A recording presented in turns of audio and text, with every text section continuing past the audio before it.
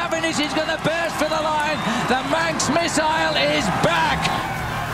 Look at this. This is the man they call the Manx missile, the fastest man in the world. What a delivery by Mark Cavendish. This man is unstoppable. He came past the rest with unbelievable acceleration. Mark Cavendish. When he sees the finish, he is absolutely impossible to beat. Mark Cavendish gets his 13th victory in a Tour de France. It's just an unbelievable finisher, the fastest sprinter on the planet. Cavendish is delighted. He's going to go long. Mark Cavendish has cemented himself as the greatest sprinter of all time, following his miraculous comeback last year. At the age of 36, he became Cycling Weekly's Rider of the Year, and in the eyes of many, he's become an icon of the sport. His resume lacks little and includes more than 150 professional wins. A third of those are Grand Tour stages.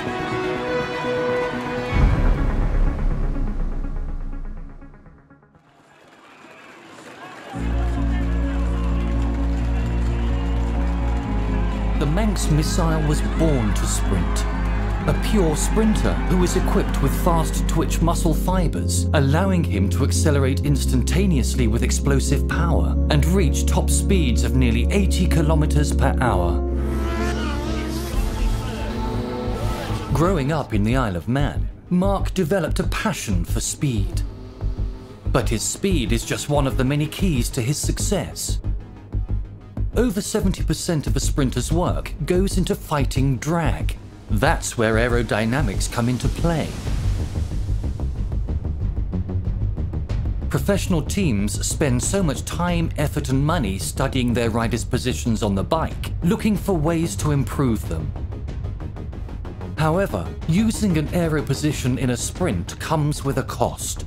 For most riders, this is not a comfortable position for sprinting because it lowers the maximum power that can be generated. This explains why many sprinters prefer more comfortable, flexible, and less aerodynamic positions. Maintaining such a low profile while sprinting is hard, but for a short guy like Cavendish, it's his natural sprinting position. He makes no effort to maintain it. Mark Cavendish being challenged by Robbie McEwen, but this is the new Robbie McEwen. Pure sprinters, and there aren't many, and I think he took it to another level. I think one of the big things about that makes Cav so successful, his actual body shape and the way he's positioned on the bike makes him so incredibly aerodynamic. He's got pretty short legs and short little arms, and it just puts him into this aerodynamic position without having to sort of contort his body to try and get down and get aerodynamic, just by reaching down into the drops. Makes him look like a time trial helmet on a bike. His small size allows him to get the most out of slipstreaming others, while they hardly get any drafting advantage out of riding on his wheel. Caleb Ewan adopted a similar posture and took it to the extreme. It proved to be very effective, giving him a 15% advantage in terms of speed compared to standard sprinting positions. Because these two riders are super aero and comfortable at the same time, they are able to compensate the gap in power against much more powerful peers. He doesn't need to put out the same sort of power as someone like Greibel, for instance, who's, for the cycling people, is putting out something like 1800 watts, or a Kittle who's putting out 1900 watts. Cav can go the same speed by putting out 1350. Even for the casual viewer, his sprinting style is noticeably different from the rest. It's not just his smooth and perfectly circular pedaling, but also the way his core stays centered. His head is barely moving, like a sprinting cheetah, limiting the amount of air disturbance around him and keeping air resistance at a low. But that doesn't mean his body is inflexible during the sprint. And while he's having a tight grip on the handlebars, his elbows are freely moving, swinging his bike left and right in what he calls bringing the bike to the feet in order to achieve maximum sprinting efficiency.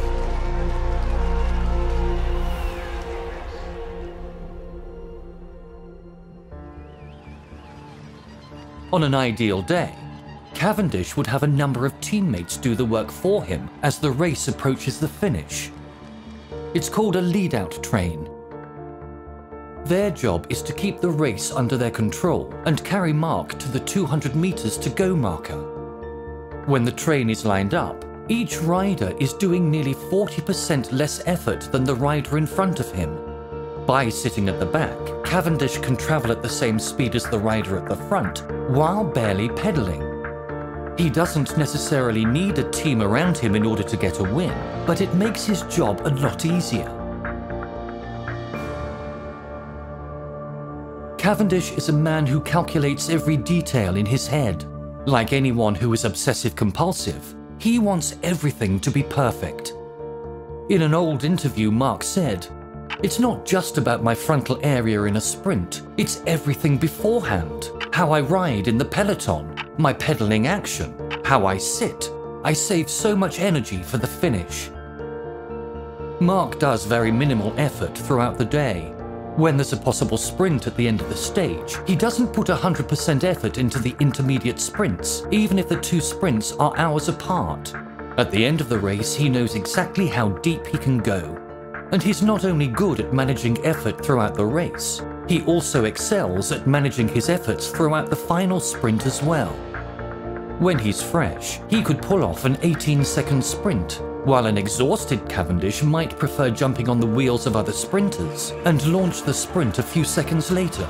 The length of the sprint depends on that, and also depends on the wind direction and steepness of the road. These variables make each and every sprint different. Going for long distances requires a wise distribution of effort, and as he once said, it's not about your absolute maximum wattage, it's about how long you can hold that high wattage for the whole sprint. Given the uniqueness of each finish, there is no set range from which you always open up the sprint. Knowing exactly when to attack is one of Cavendish's greatest weapons. It's impressive how he times his sprint to perfection. When the finish line is within sight, riders can easily misjudge distance as nervousness takes over. A common mistake is to go for a long way out, which could work in your opponent's favor. The most likely result is a defeat, unless it's tailwind. Cavendish decides to light it. He's going to go long. Where's Ben Lancaster? Where's everybody else? And here comes Cavendish. His head down. He's running for the line. Viviani's going to have to battle and go from other places here. But is it going to be Mark Cavendish as he heads for the line? Oh, the red jersey makes him late.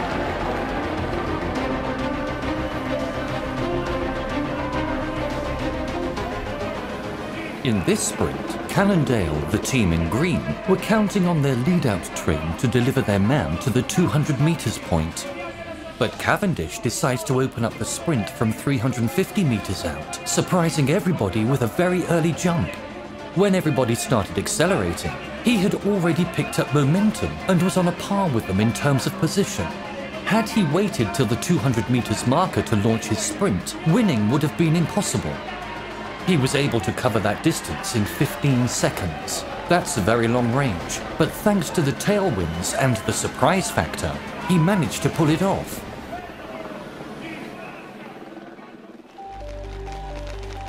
In some rare situations, Mark prefers not to sprint in the center of the road, specifically when he finds himself at the front of the pack with a long way to go after getting delivered by a lead-out. He launches the sprint from the center of the road, then goes sideways. With a closer look, you'll notice a number of riders sitting on his slipstream. Once he switches lanes, they follow, which creates an overcrowded area that causes a bunch of his opponents to get boxed in. They eventually miss out on the sprint. In other words, he just brings a random portion of riders that may threaten his chances of winning to a halt. However, he has received a ton of criticism in the past for this aggressive style. Is he going to get this one? Oh, it's a massive crash. Switching lanes and improvising in mid-sprint are also some of the actions he tends to take when he's badly positioned, or when he realizes he might have gone too early. He is very good at picking wheels that have the best potential. He looks left and right, searching for sweet spots, for riders to use as shelter from the wind. When he spots one, he goes for it, sits on the slipstream to take a breath, and relaunches the sprint shortly afterwards. Viviani being dropped a little bit too far back, 300 metres to go. 300 metres to go now. It looks like Alexander Kristoff on the left hand of the centre of your screen, sat in the saddle, powering along. He opens up his sprint now. Mark Cavendish is on the wheel of Alexander Kristoff. Viviani on the left hand side. Kristoff goes, Cavendish in the middle. Cavendish in the middle. Cavendish takes it. What a victory for the Manxman. Wow, what a sprint that was. It's now or never time, and the bells have rung, and this is the time you've got to go, or just pack up and go home. And Ingham gets on the back of him and just tries to stay with it. Cam gets himself into position. Hausler's there. Oh my life! A millimetre could decide a 300-kilometre race. Such cases are not uncommon in professional cycling. The bike throw may not be Cavendish's most powerful weapon, but it is there whenever he needs it, and it's something that every cyclist should master. It's a technique that allows the rider to have an edge over his opponents at the finish line. If executed perfectly, over 30 centimetres or the equivalent of 1 foot could be gained. You can perform a bike throw by stretching the back out, extending the arms and legs forward, and thrusting the bike across the line with force to move the bike as far forward as possible. Can you talk about his mentality, perhaps how he differs to other riders? He is a particular type of character. When he focuses on something, it's almost scary. I always want to be the best. I still want to be the best. I still believe I'm the best. I've never looked back on what I've done, even before I was cycling. You know, when I achieved something, I set a goal, I wanted to achieve it. The day after I achieved it, I set a new goal, you know. That's always how it was, and it's how it continued to be, you know. Self-confidence is commonly defined as the sureness of feeling that you are equal to the task at hand. This sureness is characterized by absolute belief in ability. In the case of Mark Cavendish, his confidence is reflected in everything he says and does. It is reflected in his ability to bounce back from failures, and it can be seen in his charisma and aggressive style on the bike. Here comes Mark Cavendish, the Manx Express in the World Champs jersey. Sprinters have to be an extroverting character because of the explosive nature of the side of the sport that they practice. They have to appear brash, they have to appear outgoing, but they have to be confident. They're like boxers. You know, you don't get into the ring and say, yeah, well, I'm going to do my best today, I'll see what You've got to get in there and say, I'm going to win. I want to kill this guy. I want to knock him to the ground, and that's what a sprinter has to do. A sprinter has to have that character. Otherwise, he's going to finish second, he's going to finish third. And sometimes that comes out as being cocky and cheeky and brash, but actually deep down, Mark Cavendish he's a pretty cool character. He goes in the centre. Cavendish has come out from behind everybody else on the left-hand side, but he's out of it. Oh, he's gone down! Mark Cavendish has gone down! Oh, massive crash! Huge crash! His career is full of ups and downs. We couldn't count how many times he crashed, or how many bones he's broken throughout the years. His mental strength and immunity against fear is exceptional, and he's never hesitant to go back to the danger zone and do it again.